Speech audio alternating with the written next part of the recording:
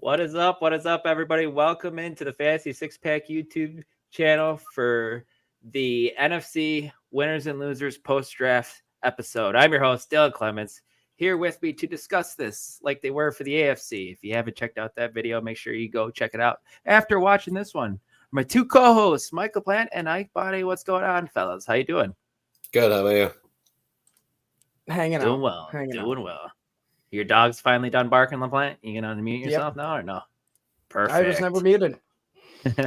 Before we jump into the AFC winners and losers, just want to remind you guys, please hit that like button. Please subscribe to the YouTube channel if you don't already. Spotify, Apple, wherever you listen, please do that. We appreciate it. Then head on over to fantasy6pack.net/plans to become an all-access member. For $9.99 a month, you get access to our award-winning rankings for baseball and NFL. You get access to our draft cheat sheets when NFL drafts come around.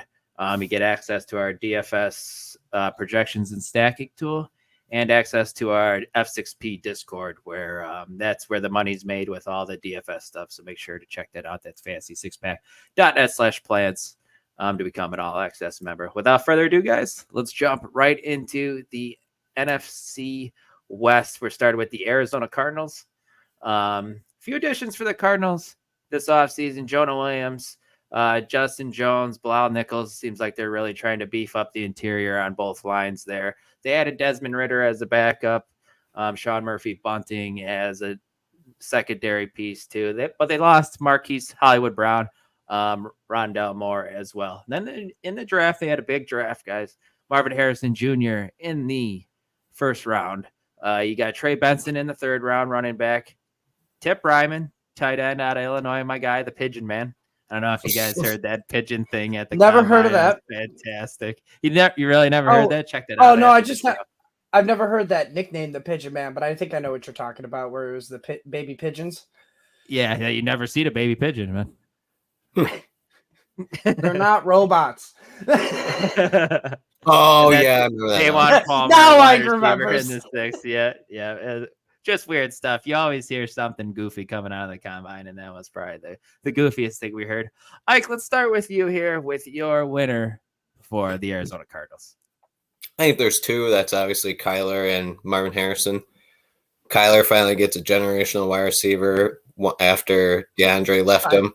Finally, you say that like every quarterback in the NFL deserves a generational wide receiver. They do. They should all get at least one.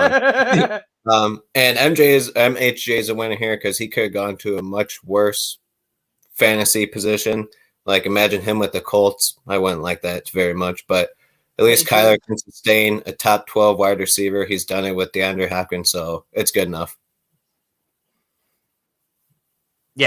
Yeah, I agree with you there. What did you guys think about where over at Fantasy Six Pack, guys, we did a mock draft and I ended up writing it. What did you think about where he went in that draft? I should have this pulled up, but I don't. Yeah, you should. I want to say it was like wide receiver. It was early. It was like second or third round, I feel like. Yeah, you're blowing it big time. But here's the thing. I hit it right on the head, though. The biggest winner right here is Kyler Murray, but then the secondary winner is Marvin Harrison because of his landing spot. There is no other bona fide wide receiver there. They got Michael Wilson and Greg Dortch behind him. They just got rid of, Marquise Brown and Rondell Moore. So he's an instant top 20 wide receiver with his landing spot instantly. And that's why you're going to see him go so early in these drafts. Like Dylan is alluding to, like he is wide receiver 9. I should have just rolled with my gut. I was right. Exactly. Like an asshole. If you want in on Marvin Harrison Jr. this year, you're going to have to reach for him a little bit, but it may pay off for you because, it's just all about opportunity cost. Wide receiver 9's a little rich for my blood. But I'm waiting until more like wide receiver 15, but there's no way. Instant top 20. But yes, there's so much hype behind him. He might not make it to wide receiver 15 at this point. No. Yeah. Agreed. LaPlant, who's the biggest loser for you? It's James Conner. And then obviously it's Michael Wilson and Greg Dortch. The Trey Benson pick is huge in the third round for him. And they had so many picks. I get it, go get a running back. But at the same time, they got one of the ones that was a lot of people heralded as the best running back in the draft because of the ACL injury with Jonathan Brooks. All right, so Trey Benson can come in here and do some instant work here for this offense. James Conner, we know he hasn't played a full season, in 2 years now.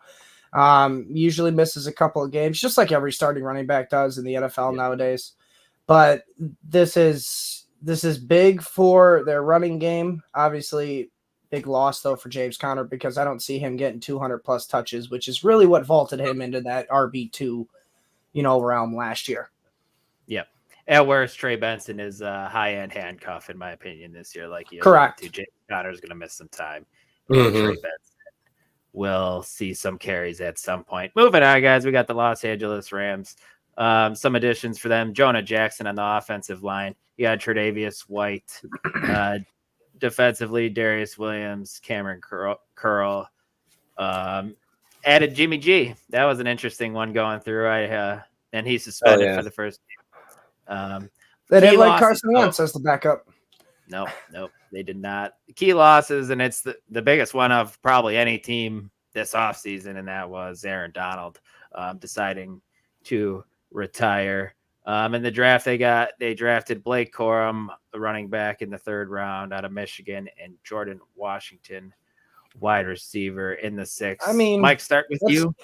You really kind of undersold their draft a little bit. They also got Jared Verse and Braden Fisk, like teammates from Florida State, to help. I mean, you're not going to find one person to replace Aaron Donald, but they possibly found 2 people that could replace him in Verse and Fisk. Yeah, at least help with the stats that Aaron Donald pulled in because it was both from FSU, I believe, right? Yeah, like I said, both from FSU. They're teammates, so that's always a nice thing. They know each other going into the NFL. But you're really underselling their draft. But the biggest winner for me here, and this one was a tough one. I could tell after looking at Ike's notes, it was just tough for him trying to find a winner here. But it was Cooper Kupp and Puka Nacua for me, just because they go and draft a running back. All right. And they go and get a receiver in the 6th round. The running back came in the 3rd round. Obviously, they don't have a whole lot of draft picks from all their trades, in past years. But really, they get the running back because we know Kyren Williams got hurt last year. All right. We know Sean McVay just needs a competent running back in his offense to make his offense flow with Cooper Kupp and Puka Nacua.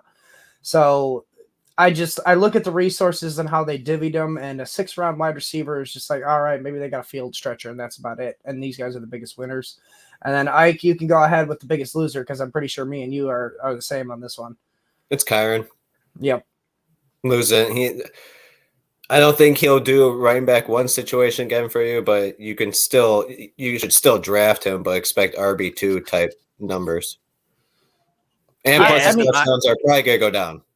You could even make an argument that it's possibly like Blake Corum is a loser too for this landing spot, just because that Corum and Kyren Williams are just going to eat into each other. They're pretty much the same style of back.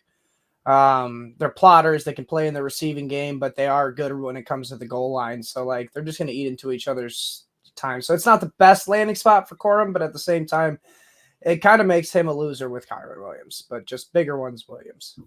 Yeah, just going back to the mock draft that we did, Kyren Williams went off as RB6 off the board.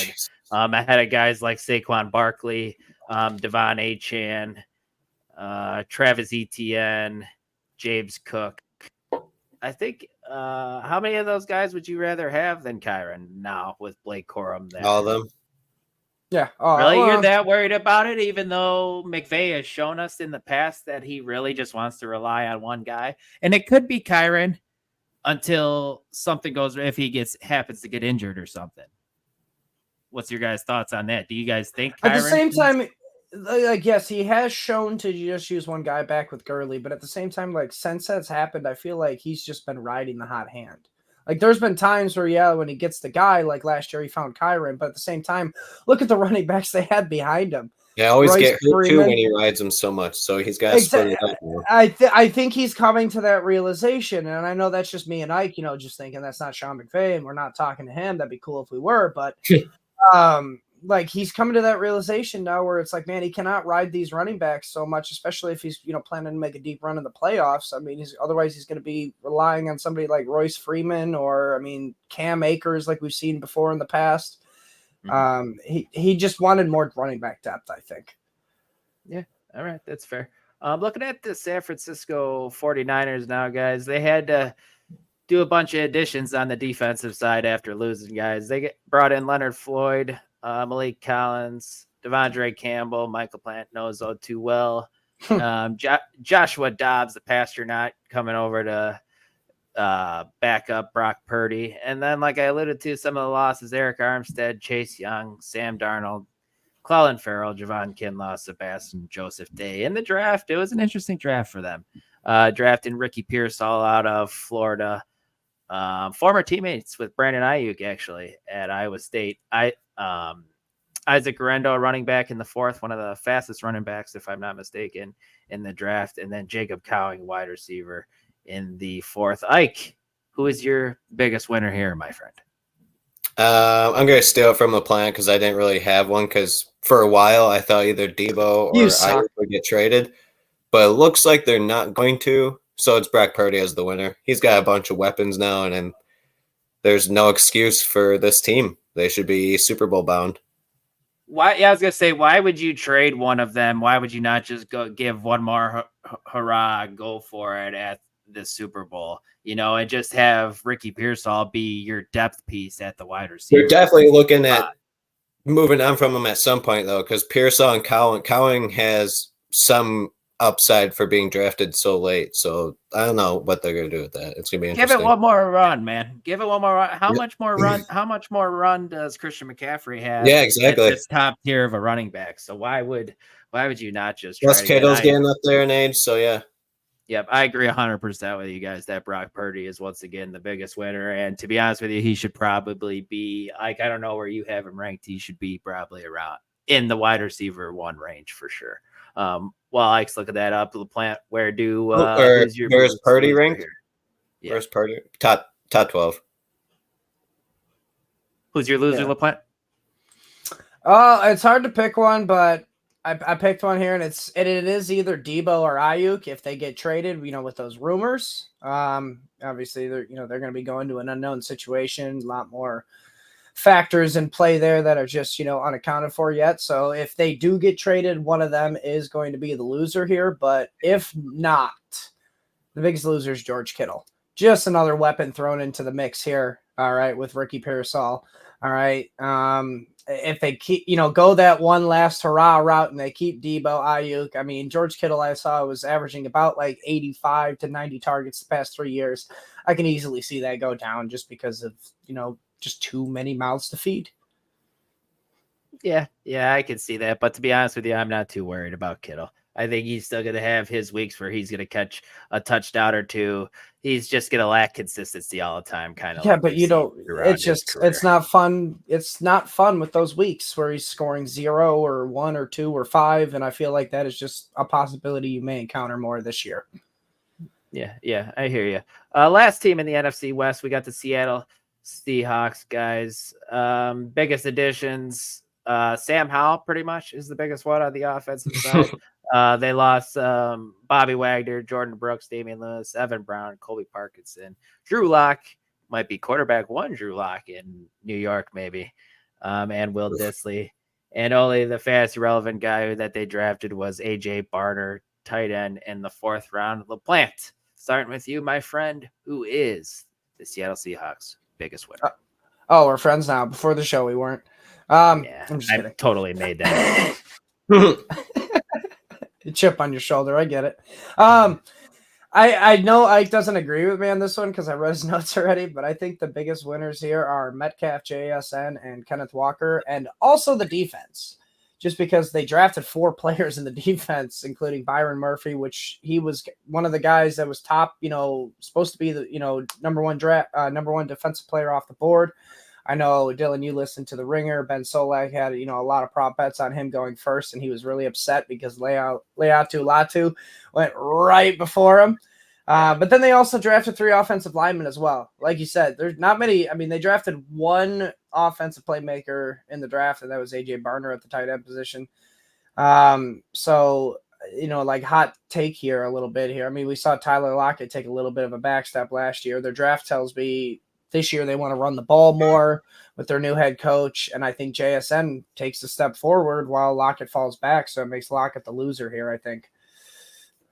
Interesting. Ike, do you agree with him with Lockett being the loser? Probably not. I just think most of the Seahawks team was a loser. They didn't really do anything to make their team better.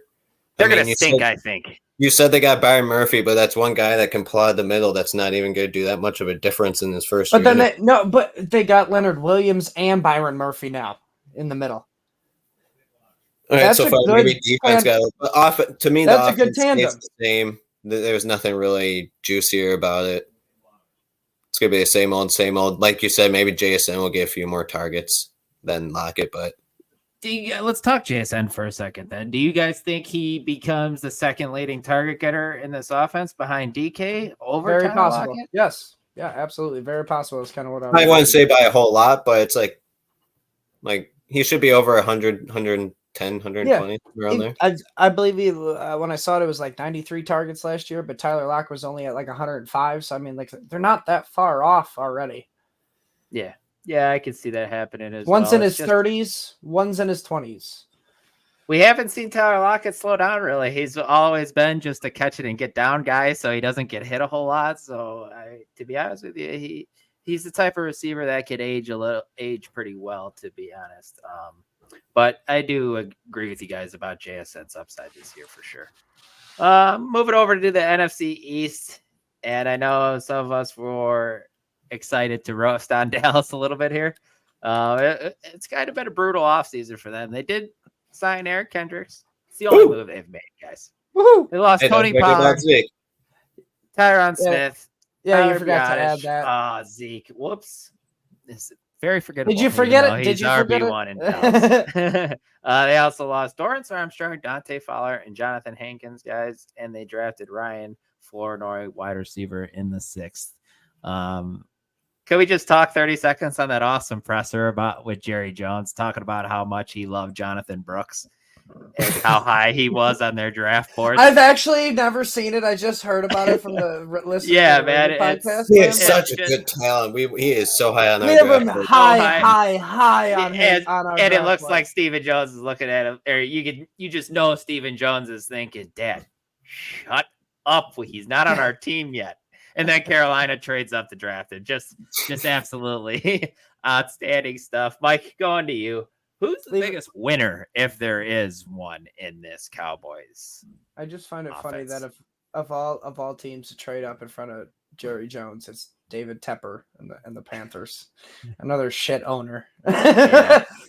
But did you ask me winner or loser on this one? Because I want to give you winner. Both. All right. Well, I didn't ask you for both. I asked you for one. Well, you suck. I'm going to give you both. The winner is CeeDee Lamb. I mean, he saw 181 targets last year, which was the most in the league, if you didn't know. And with no additions to this team besides Eric Kendricks and Zeke, I can't see any realistic scenarios where like he goes down in targets, so he could get even more. We could see possibly a 200 target year from CeeDee Lamb this year. Yeah, it's possible. That's why I have CD as my wide receiver 1 overall. Losers heading into are the Cowboy season, fans. To be honest. The only argument against it is there hasn't been a back-to-back since Antonio Brown. It's the only argument I have against him. Other than that, I think CD will be fine. Yeah, it'll also be interesting to see what the offense looks like with their offensive line getting depleted. I know they drafted a couple guys to help kind of keep that on track. But Tyron Smith, when he's on the field, he's one of the best left tackles, if not the best. And I'm pretty sure the Biadasz was a Pro Bowl. Or Tyler Biadasz, yeah, he's also, yep. But Ike, who's your loser here? I know LaPlant said the Dallas fans. Do you agree with him, or who do you think? The whole Dallas Cowboy organization, man. It's so bad. They lost the Hall of Fame left tackle, like you said, starting center. They lost Tony Pollard, who was iffy for them when starting anyways. And they really replaced him with nothing. Didn't get a wide receiver to help out CD so he doesn't get killed. Didn't help out the defense except for Kendricks. Screw the organization. I don't It's care bad. about the organization. Jerry Jones is Cowboys. just demented. I don't know what he's And doing. the defense lost guys too, man. So definitely less than ideal. Like The worst offseason and they I've lost. ever seen. And they lost Dan Quinn, who's proved to be a really good defensive coordinator in the regular season. So that defense honestly could. Trevon Diggs might not even be healthy right away. It's two, Right. so. And Stephon Gilmore, they don't have him anymore either. Yeah, I care for the mental health of my Cowboy fans. Yeah. Yeah, agreed. Looking at the New York Giants, guys, some additions for them. They've had a pretty solid offseason, if I may say so myself, adding Brian Burns from the Carolina Panthers, adding Drew Lock, Devin Singletary as their RB1 after losing Saquon. Unfortunately, that was the biggest loss. Also lost Xavier McKinney as well, Tyrod Taylor. And the draft, they get Malik Neighbors in the first round, and they get Theo Johnson, tight end, in the fourth round. Did you guys also see what was funny at the draft when Neighbors was talking about Daniel Jones and he called him Daniel Dones? Yes. That was pretty fantastic. But like, who's your winner here? The Giants. I originally had Daniel Jones, but he might not be the quarterback. So I'll just say the Giants quarterback because you get a really good offensive weapon. And then obviously Devin Singletary is a winner too. They should probably give him the Saquon Barkley type role, which if he can stay healthy, should be a top 15 running back. Top 15, really? If he stays healthy and gets a Saquon Barkley role, why not? It's the same. Just get shit ton of carries and a bunch of dump offs. Yeah, I mean, he's just not as good as Saquon, but not even close. But if you can get top 15 with 300 touches. I feel like he's one of those guys who I'm going to be targeting in like the 8th, 9th round if he makes it that far. People aren't drafting until like my RB2 or some shit. Yeah, they have him I agree. I will have some shares as Devin Singletary. That's for sure. LaPlant, who's you got no one behind him either? No, Eric Gray, Tyrone Tracy or something like that, or whatever. Eric Gray too. Yeah. You said my loser. It is unfortunately Malik Neighbors. Great talent, great player, but paired up with Daniel Jones or Daniel Dones. I mean, I looked at it, man. PFF in 2022 listed Daniel Jones as the 7th best deep ball passer. Yes, I do recall that for sure. I don't know what they saw, what I didn't see, but I did not see that. I'm sorry. I have two eyes, and I'm going to use your brother's method here, but I have two eyes here, and I seen him throw deep passes, and he did not look like the 7th best. You don't remember him slinging it to Darius Slayton on deep balls all the time for no apparent reason? No, and I just remember him being overthrown. But I just feel like Malik Neighbors is the biggest loser here because he just probably has the worst landing spot. I mean, as far as QB matchup for him out of the big three for the wide receiver. Dude, he's going to see a shit ton of targets. And that's what I mean. I think that sucker's going to get peppered 150 for sure. Maybe not that much, but 130 at least.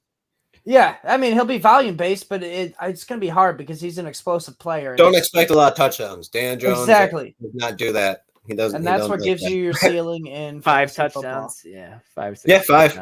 That's about right. Yeah, all right. What was his highest passing touchdown season? 18. I want to say that's right. He might throw the 20 in there at one point, I think. The fact you got to think about it is not very encouraging. You might be right. But moving on to the Philadelphia Eagles, guys, they've had an important offseason as well, adding Saquon Barkley, Bryce Huff, Devin White, C.J. Gardner-Johnson's back with them as well. Devontae Parker, and we can't forget Kenny Smallhands Pickett was moved from the Pittsburgh Steelers to the Eagles as well. Biggest losses, though, probably behind Aaron Donald. Is Jason Kelsey the second biggest loss for a team? Definitely in the conversation. They also lost Hassan Reddick, DeAndre Swift, Fletcher Cox, another big loss, Kevin Byard, and Marcus Mariota. In the draft, they added Will Shipley, running back in the 4th round out of Clemson. I'm going to butcher this name. Aeneas Smith, wide receiver. Anias. Wide receiver in the 5th. And Johnny Wilson, wide receiver, in the 6th. LaPlant, I think it's on you, so we're going to start with you. Who's the biggest winner? Not 80s. that guy. Not that guy, because you just butchered his name. To be honest with you, I was worried it was a typo once I saw it. I thought you were going to call him Anus. I'm like... it was close. The biggest winners for me are Jalen Hurts and Saquon Barkley. Just, no backup to Hurts, obviously, besides Kenny Pickett. We know Kenny Pickett's not going to challenge him for the job at all. And then same thing with Barkley. You got Kenny Gainwell and Will Shipley behind him, with the loss of DeAndre Swift to the Bears. So, I mean, they're the clear winners here. Maybe you could make an argument for A.J. Brown and Devontae Smith because they also got their extensions. But, yeah, they're the winners. LaPlant and we manage a team together, and him and I were discussing Will Shipley, and I know how he feels about him. I'm just curious your thoughts here on Will Shipley at this landing spot with the Eagles. Do you see him maybe passing up Kenny Gainwell maybe this season and maybe getting a passing down work? Maybe by the end of the year, but it's probably going to take some time because Kenny still has his role defined in this offense for sure. Now that Swift's gone too, I think he's got his thing going for him. Just a random thought. You guys remember last year, Kenny Gainwell saw like 13 carries, led the team in carries the first week of the season, and then never sniffed double-digit carries after that. He had like 25 the next game for like 250 or some shit. And it's like, whoa. Okay. Yeah, that was some wild stuff. And then you never saw that again from Swift either. Nope. Who's your biggest loser here, pal? They don't have a big loss really anywhere. I'd say offensive line takes a step back just because Jason Kelce. And then defense is still shaky for now until you see some more from. They got young guys everywhere there. What about Jalen Hurts maybe being the biggest loser with potentially losing the tush push where he's gotten a large percentage of touchdowns from him? I mean, you can laugh a little bit, but you got to think about it because not every team is good at doing that. So who knows if their center is going to be able to do that? And he loses a center that squats 500 pounds, and he gains a running back to push him in the back that squats 600 pounds. So I think it's a fair trade. All right. I mean, that was.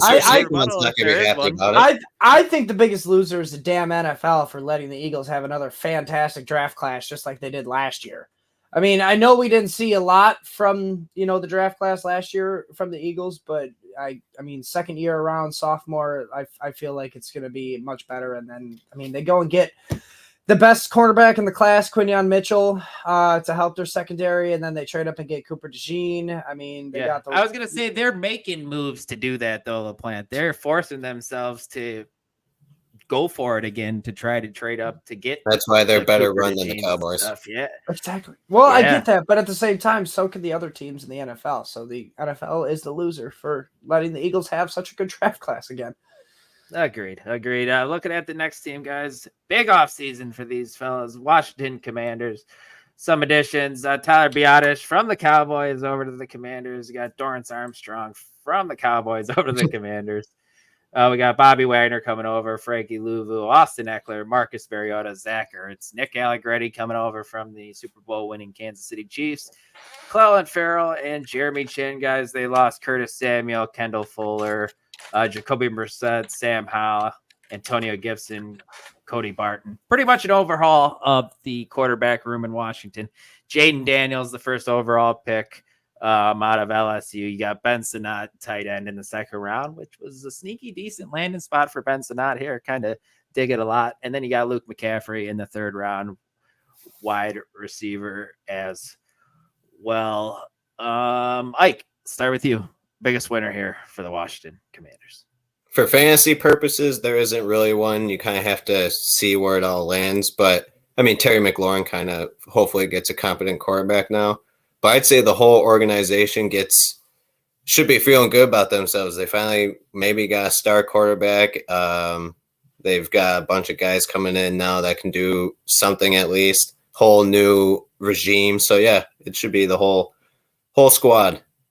A pretty good offensive-minded coordinator with Cliff Kingsbury. Dan Quinn probably running the defense like he did for the Cowboys. Yeah, there's good stability. Cliff gets a quarterback that he always uses, so it should be cool. Yeah, Yeah, I'm happy for the Commanders fans because it's been such a brutal run for them over the past 5-10 years. Michael Plant, who You better get is this one right. your biggest loser for the Commanders? Take yourself off mute. There you go. Better get this one right. I mean, it's Brian Robinson because they got Eckler. But at the same time, I mean, you Miami Brown truthers out there, sorry.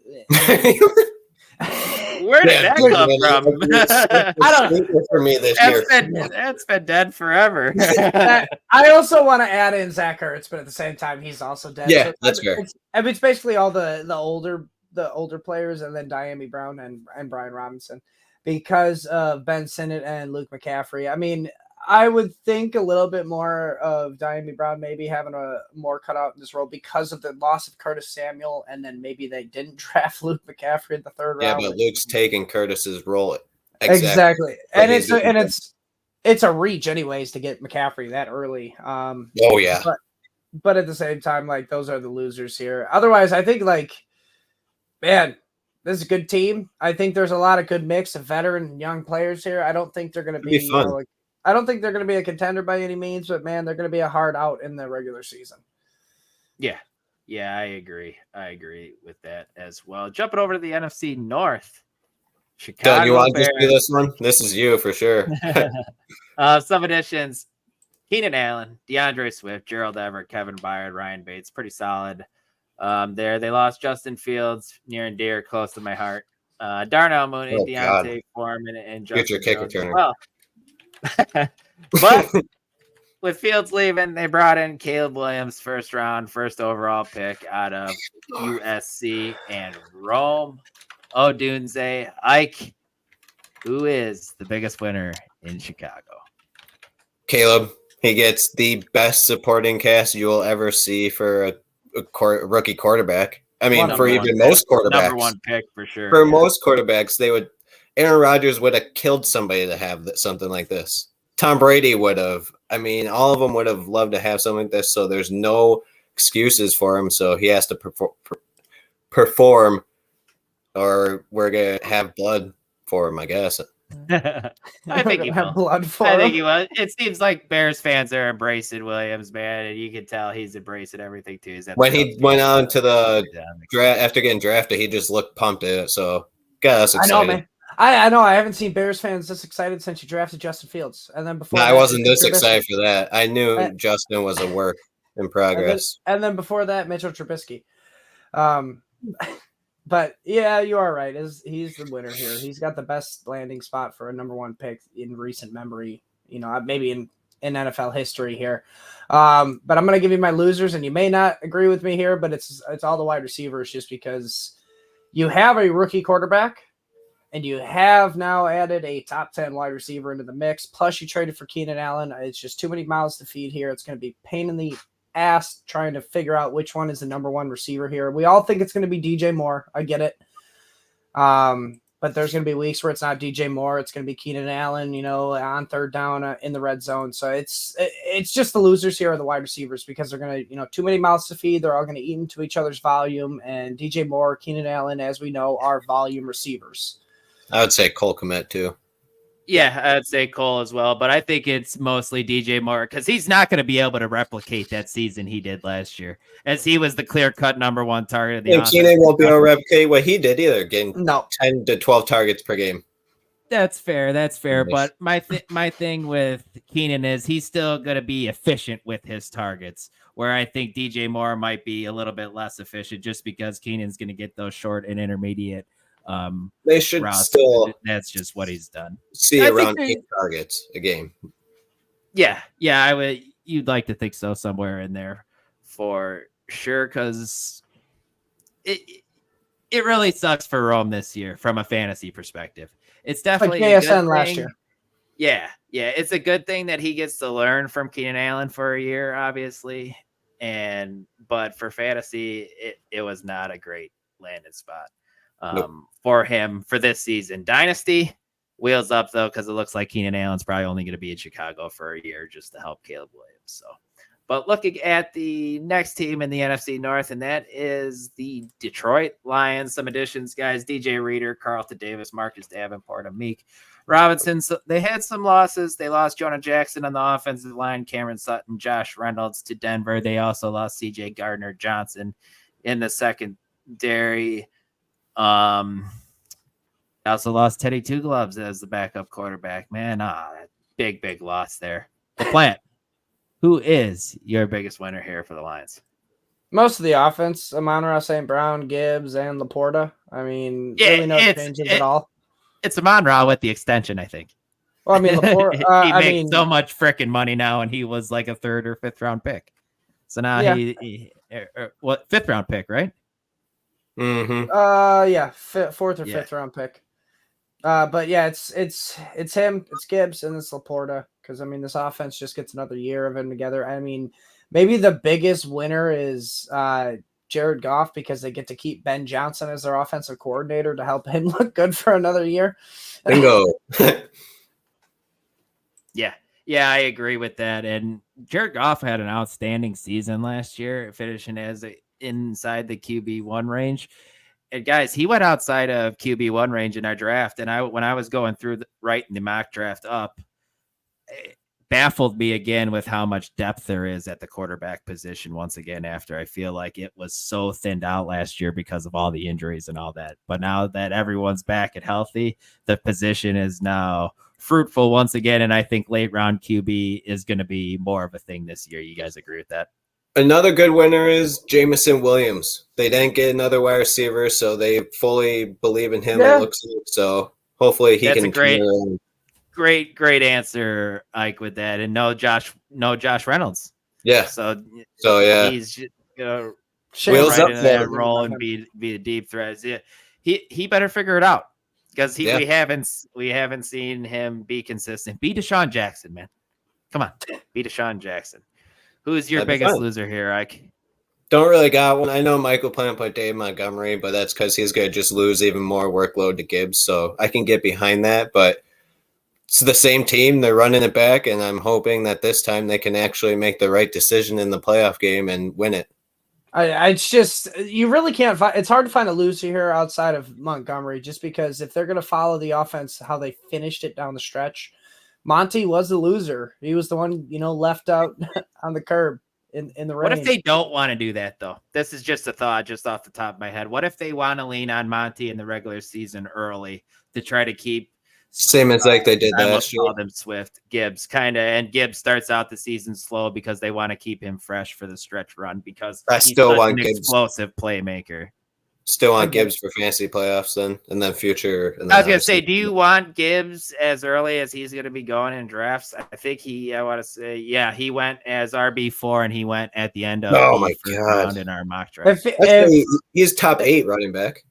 If the situation you're giving me is the situation that's going to happen this year with him, no, I don't want him at RB4. We don't know, though, unfortunately. That's why it's going to be. Well, that's what I'm saying. If you're giving me that, what's going on in training camp, too. I don't think it's that situation. I think it's Gibbs' backfield all the way. Like, you don't spend a first-round draft pick on him and then not use him the following year after you just integrated him into the offense the year before. I feel you for sure. Mike, we're jumping over to the Green Bay Packers now. Your Green Bay Packers with key additions of Josh Jacobs, Xavier McKinney, and another big addition here, Greg Joseph. You got yourself a kicker, man. I made sure to put that on there after Daniel Carlson's brother last year was a pretty brutal experiment. I didn't see if they cut him or not, LaPlant. No, not yet. They haven't cut him. Okay. I don't even know his name. They did. I don't know his first name either. They lost Aaron Andres. Jones. That's why you said Runyon. brother. It's Darnell Andres. Savage. David Bakhtiari, they lost to. Ended up he retired, right, LaPlant? And then they drafted Marshawn Bakhtiari Lloyd, did not retire yet. And Michael Pratt, quarterback, in the 7th round. It's Ike. Who's the biggest winner? No, Michael Plant should do the winner. I'll do the loser. Michael Plant? Who's the biggest winner? I don't like your loser because you're going to shit on him too much, even though he's my loser. The winners are Christian Watson, Romeo Doubs, Devontae Wicks. I mean, Jordan Love is the biggest winner, I think, in my opinion here. But the whole offense is the winner here because realistically, I mean, outside of Josh Jacobs, he's the one loser. Like, that's why I was saying I agree with you on that, just because of the running back draft in the third round of Marshawn Lloyd. But I think that's more of the loser affecting A.J. Dillon than it is Josh Jacobs, because Dillon's just on a one-year contract back. But Jordan Love is the clear winner here. Like you said, there is a cornucopia of QBs this year, and Jordan Love is just another one of them with great weapons. Mm-hmm. I'm sure you guys remember last year with me how far out I was on Christian Watson at cost. This year, I think I'm going to be in on Christian Watson. He's in the mock draft we did. He's going as in the wide receiver 40 range. And last year, he was going as a high-end wide receiver, too. Jaden Reed was actually the first wide receiver off the board for the Packers at our mock at wide receiver 34. I know a lot of in our Slack channel talk, we've been talking about it. Like a lot of the guys that play best ball have been targeting like the wide receivers in best ball, and then, stacking them with Jordan Love. So if you're in best ball, that's a good option, because it is one of those receiving rooms where it is going to be hard to determine who's the number one guy here. I know Jaden Reed, like you said, was the first one off the board, but is he really the number one receiver? Is he really going to be the one getting the most targets or the most touches throughout the season? I just don't know, man. I think it's hard to determine. Even me as a Packers fan, I honestly think it would be Dobbs who would be the leading target receiver, but I don't think he finishes with the most yards on the team either, though, even though he gets the most targets. Could be Christian Watson, man, as the deep ball threat. And what if he got new hamstrings this summer and he can finally stay healthy? You know what I mean? I think it's worth a shot at his draft price this year, for sure. Ike, who's your biggest loser? Josh Jacobs. Usually always given the elite workload, like 25, 30 plus touches. You're not going to see that with the Packers because, for one, they never do that with their running back. Correct. Usually the running back gets about 15 to 20 from this offense. Plus, you got to get A.J. Dillon and Lloyd going. So don't expect him to get a shit ton of carries or touches, but he should still be in the RB2 range, mid. It's still going to be a high-value RB2, and the reason is yes, the volume will go down. That is expected here. They drafted another running back, but like I said, I think that affects A.J. Dillon more than it affects Josh Jacobs. But Plus, what if A.J. Dillon gets cut? Isn't he on the last year of his deal? He might not even. Well, he's on like a RFA, like 1 year deal. Like, it's just not looking good for his future. But at the same time, like, I think here the benefit, yes, you're going to lose volume with Josh Jacobs, but at the same time, you're going to gain efficiency going from the Raiders offense to the Packers offense. Like, don't be surprised if you get more passing attempts, I think, to Josh Jacobs, and I would not shock me at all. I mean, would it surprise you at all if Josh Jacobs had like 12 to 15 touchdowns this year being on this offense? No, yeah, I think that's in the realm of possibility. I just hope he becomes more efficient, because last year he's coming off a year where he was banged up with the quad or calf. They don't need him to have the volume he's been used with in the past years with the Raiders. They don't need him to do that. They just need him to be efficient. Yeah, let's see if he could do it, because he wasn't last year, but it might have been due to the injury. And if he's healthy, he should still have something left in the tank. At least the Packers think so. Looking at the Minnesota Vikings now, guys, some additions. Jonathan Greenard, Aaron Jones, big one there for fantasy purposes. Sam Darnold might be QB1, Sam Darnold. And some losses, they lost Kirk Cousins, big loss there. Daniel Hunter, big loss on the defensive end. KJ Osborne's gone as well. Alexander Madison, and they lost Greg Joseph to the Packers, also lost the Pasternaut. Their biggest draft day prize, guys, and that's J.J. McCarthy, quarterback out of Michigan in the first round. Ike, since LaPlant did the winner last one, let's go to you for your winner for the Minnesota Vikings. Going Aaron Jones, because he gets to be a starting running back once again, but this time it's with a rookie quarterback, so he should see a lot of touches in the passing game and the running game and the red zone. Not much competition behind him either. So, yeah, I think it should be Aaron Jones. He should be a top 15 running back as well, and he's, in my eyes, is going to finish higher than Josh Jacobs. You're not a believer in Ty Chandler from what we saw later in the season. Like, maybe he has a role in this offense behind. It'll be a role, because Aaron Jones can't handle 25 carries or whatever, so he'll get some, but it's not like it's going to be in the red zone or anything significant. Yeah, okay, that's fair. LaPlant, who's your biggest loser here? I got two. Biggest is Jordan Addison. Second biggest is Justin Jefferson, and it's just because he's got a rookie QB. so hard to produce a wide receiver one Maybe with a rookie QB. QB. I think it's JJ. I think he wins it in camp. I think he's better than Sam Darnold. The only thing that Sam Darnold has over JJ is the running floor, but I think JJ's already a better passer than Sam Darnold is. So Jordan Addison is the biggest loser, though, is because with rookie QBs, you're not going to get as many deep passes as you got last year with like Kirk and then, the Pasternaut. Jaron Hall didn't even really pass it that deep too much, but Jordan Addison really thrives on those deep attempts. Volume's going to go down for him. Justin Jefferson's still the number one target here, but Jordan Addison, I think, is the biggest loser, especially when TJ Hawkinson comes back from the ACL injury. Yeah, just a lot of mouths to feed in that offense now, too, with a rookie quarterback or Sam Darnold, whoever it is. I just think JJ might benefit from sitting for a little while, to be honest with you, with him being young and raw. I wouldn't. I mean, he's got probably the second. I mean, he's not a number one pick, but man, his situation is just as good as Caleb Williams. JJ is probably my biggest winner long term because of the landing spot with all the weapons, and I feel like the offense that Kevin O'Connell runs fits JJ well as well, so I could see him thriving in the future. It just might take him some time. Looking at the NFC South, guys, now starting with the Atlanta Falcons, some key additions they got their quarterback, or should I say quarterbacks. They added Kirk Cousins in free agency, giving him a boatload of money.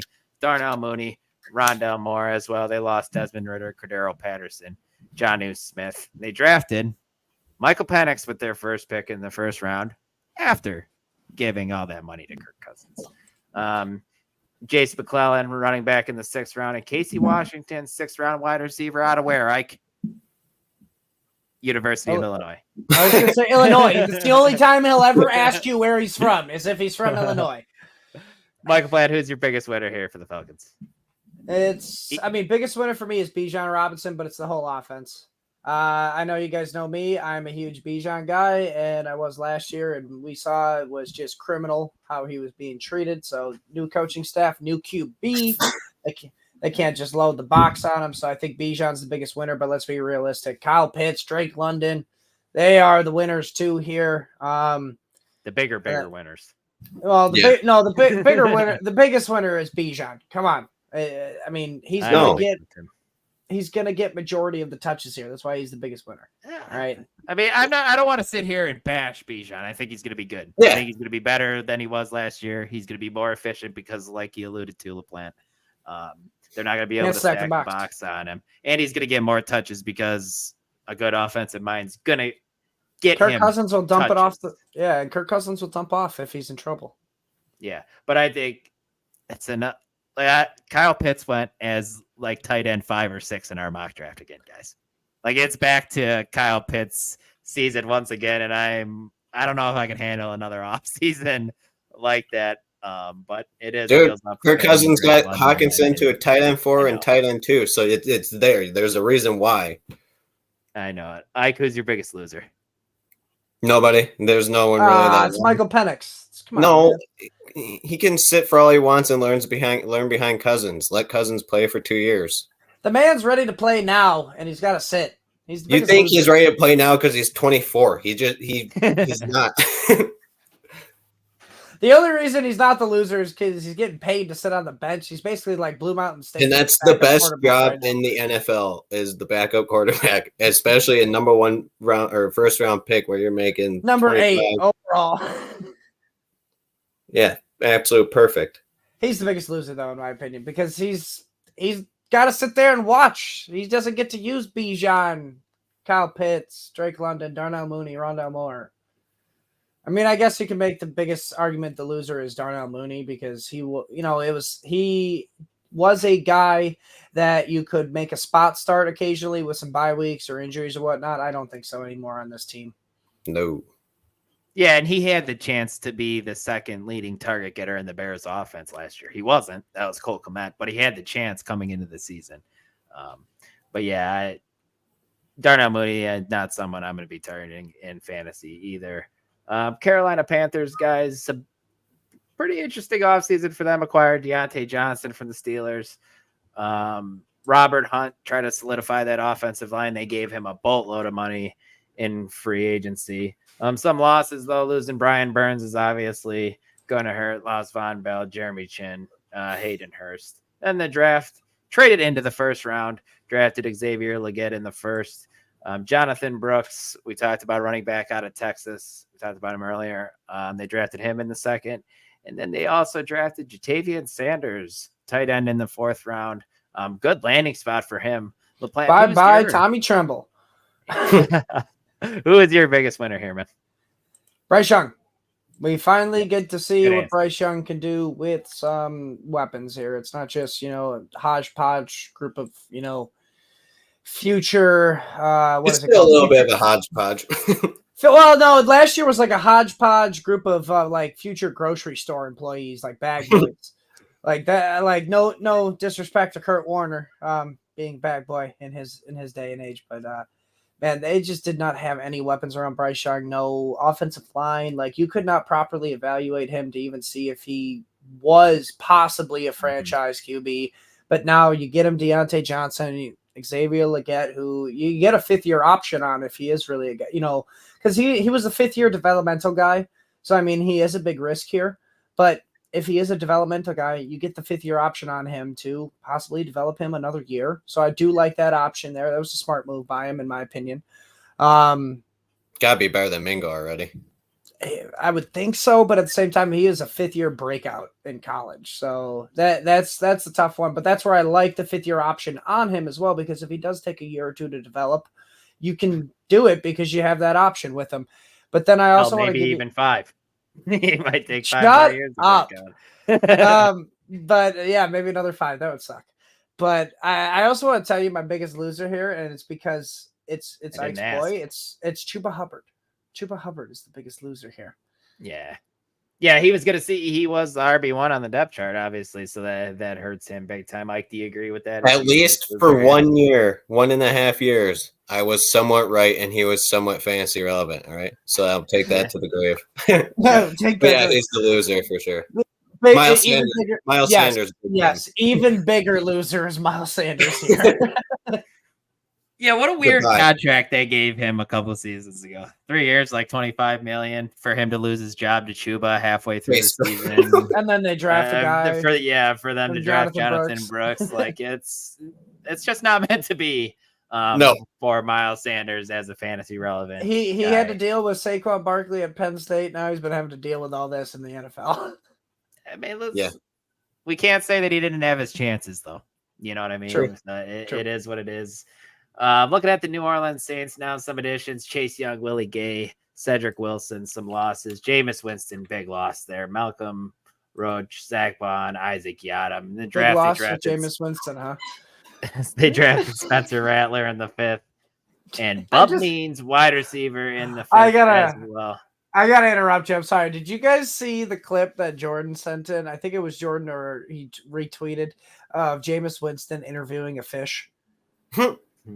He was interviewing a fish with a microphone on a boat, and it was the best thing I've seen that day. So like that's the only reason I'll say it's a big loss, because man, he's a character in the locker room, and I'm sure that people love him. This team sucks, though, guys. I don't want to talk about it. I'd rather talk about the interview with the fish. Yeah, Chris Olave, Alvin Kamara are really the fantasy relevant guys who you want on this team. I stuck my neck for Spencer Rattler to go there, though. Yeah, he's probably the biggest winner, right? He's going to get a chance to start at some point. It's probably not going to be this year, but Derek Carr's locked in for the next 2 more seasons. Derek Carr likes to get into car crashes and break his ribs and shit. Well, I mean, let's be real here. You guys know about Spencer Rattler and his college life, right? He wasn't a very liked player, was he? He wasn't liked from high school because of the TV show. The high school Exactly. So he's going now into a QB room with Derek Carr, where we know Derek Carr is not liked by his teammates either. So this just a great situation all around. It's a recipe for disaster. I love it. I mean, there was good things said about Spencer Rattler from South Carolina, saying that he really matured while he was there and all that. So it will be interesting to see. But I did hear that Rattler was off of some teams' boards because of the show that he was on. QB1, Netflix, right? Yeah. So yeah, I think that was the same one as Justin Fields was on and stuff as well. Maybe I'll go on the show. Do we have a biggest loser here? No.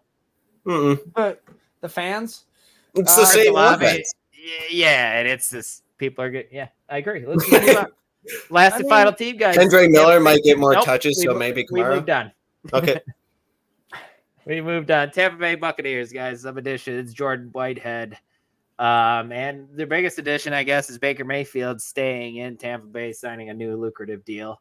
Some losses: Shaquille Barrett, Devin White, Carlton Davis.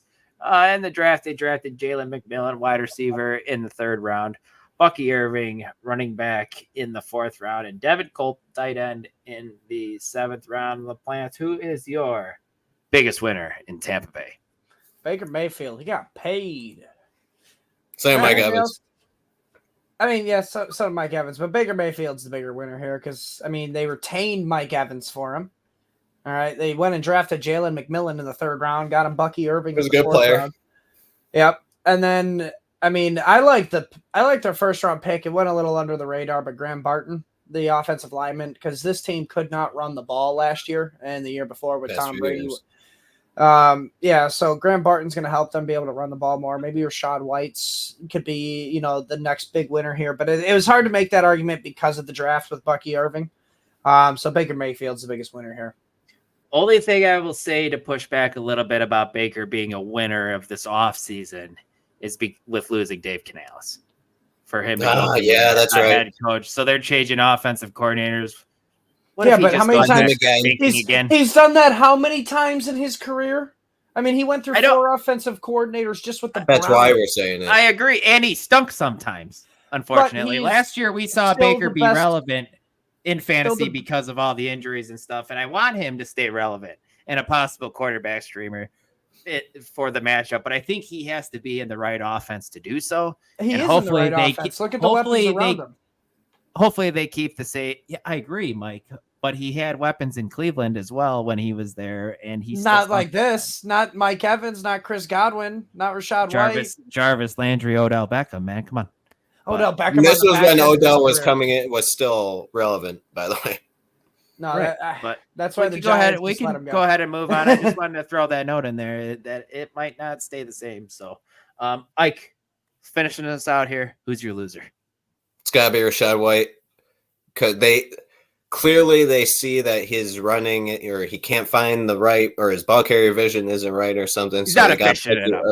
They got to get Bucky Irving to take at least some workload off him. A pass catching back to. Because I'm pretty sure Rashad White saw 70+ targets and ran the ball 250+ times. So he's getting 300+ touches, and you got to bring that down a little bit because it's not efficient enough for him. I just don't see Bucky Irving taking the rushing attempts away from Rashad White. I see him more taking the passing attempts away. Yes. But that's also where Rashad White thrived, is in the passing game as well. So that because he's inefficient running. There. Yeah. But it's because of the offensive line. It hasn't been. Honestly, I think they just got another inefficient running back that they're not going to be happy with. Dude's going to run very little. Could we also make a case Chris Godwin's the biggest loser with Mike Evans coming back, being the alpha in the offense once again? Or I think it helps him. He couldn't be the number one guy. It'd be weird. It'd be weird for him to be number one. You can make an argument for him because they also drafted Jalen McMillan, and Chris Godwin is on a contract here. They just re-signed Mike Evans. Like, they don't have enough money. Trey Palmer is a decent player too, so yeah, they don't have enough money to pay all these guys. So maybe this is the sign that Chris Godwin's gone after this year. Yeah, good. Very well could be. But yeah, guys, that wraps it up. You guys got anything else to add before we hop out of here? Yeah. Caleb Williams is not the king of the North yet, guys. Relax. King of the North. Step on the brakes. King of the North. Especially with our punter now guiding us the way, or kicker, whatever it is. Weapon, Tory Taylor out of Iowa. Let's go. Yep. Well, guys, if you made it this far, I appreciate everybody listening. Please You're hit delusional that like just like them if you've made it this far. Please subscribe to the channel if you haven't already. We'll be back with some other great off-season content at some point. But until then, take care of yourselves and be safe out there. Talk to you guys next time. Peace.